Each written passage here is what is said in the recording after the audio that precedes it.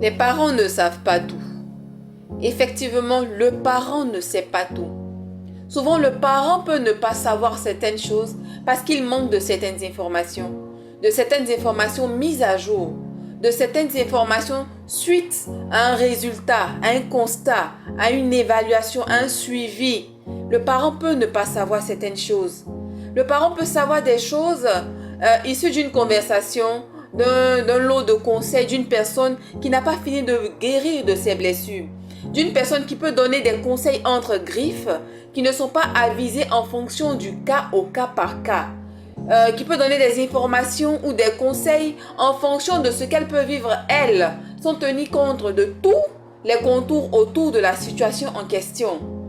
Le parent peut recevoir des informations qui ne sont pas ciblées, qui ne sont pas particulières, qui ne sont pas propres à tel cas ou à telle situation. Parce que oui, nous sommes des êtres humains, surtout des Africains, qui avons ce tabou de dégagement de généraliser tout.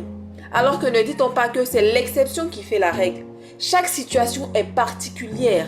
On peut aller sur une certaine base, sur un certain lot d'informations figées entre griffes qu'on est censé adapter en fonction de chaque situation. Le parent ne peut pas tout savoir. Alors parent, qu'est-ce qu'il faut faire? Il faut venir aux informations. Il faut actualiser vos données. Il faut faire un état du suivi. Il faut déjà adapter des solutions en fonction de telle situation. Et surtout des solutions très pratiques. Parce qu'il ne s'agit pas juste de dire, oui, fais comme cela, il faut prier, etc. Ça va passer. Non, il y a des situations qui emmènent à ce que l'on soit pratique et qu'on observe, qu'on prenne le temps de regarder, d'adapter en fonction du résultat.